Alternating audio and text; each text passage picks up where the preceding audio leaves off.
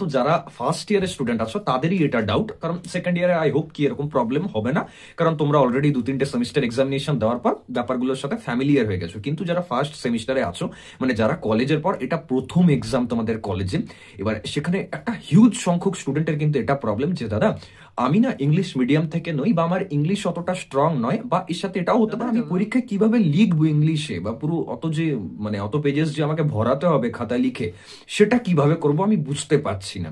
এবার আমি ম্যাটার করে না তুমি ইংলিশ মিডিয়াম থেকে হও বা না হও, তোমার যদি প্রবলেমটা হচ্ছে তাহলে আমি তোমাকে এই ভিডিওতে তার সলিউশন বলবো। দেখো ব্যাপারগুলো অনেক ছোট, এগুলো নিয়ে ইউটিউবে কেউ কথা বলে না, বা হয়তো তুমি তোমার নিজের দাদা দিদিকে যদি জিজ্ঞাসা করো সে হয়তো তোমাকে হেল্প করতে পারে, বা তারা হয়তো হেল্প করতে পারে। তো as a senior, as a দাদা বলতে পারো, তোমাদেরই নিজের দাদার মতো আমি তোমাদের হেল্প করে যাই। যাই ডাউট থাকে তোমাদের, সেটা ছোট ডাউট হতে পারে, সেটা কিংবা কোনো মোস্ট ইম্পর্টেন্ট ডাউট হতে পারে। তো ব্যাপারটা বোঝার চেষ্টা করো। এই যে প্রবলেমটা মানে লিখতে পারছি না বা দাদা লিখতে গিয়ে আটকাচ্ছি, তো সেটা তখনই সলভ হবে যখন তুমি লিখবে।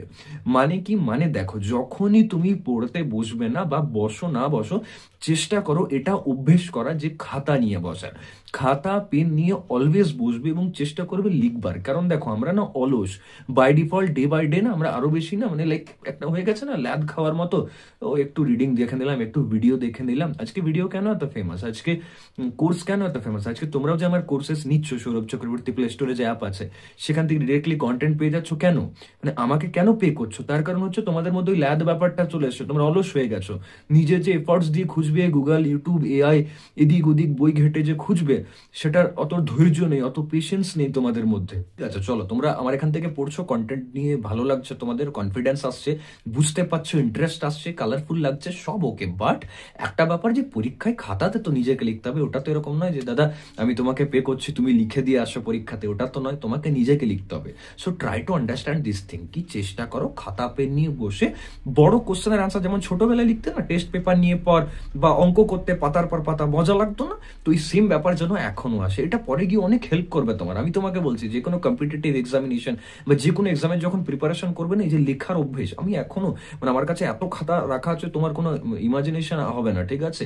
তো আমি লিখতে থাকি, তো পর পর পর পর না লিখতে থাকো যতটা সম্ভব, ভুল লেখো ঠিক লেখো, লেখো ডায়াগ্রাম ড্র করো, মানে যেন খাতা পেন নিয়ে পর তোমার মানে ওই ঘাটাঘাটিটা থাকে, তাহলেই কিন্তু এই প্রবলেমটা সলিউশন হবে। ঠিক আছে, ডে বাই ডে এটাকে ইমপ্রুভ করতে হবে, কারণ যত লিখবে তত রিকল হবে, যত রিকল হবে তত কমিউনিকেশন ইমপ্রুভ হবে। তো নিজেকে তো ডেভেলপ করতে হবে না, after all it's not about only to get the passing marks in semester examination, it's a like long process of developing your self, right?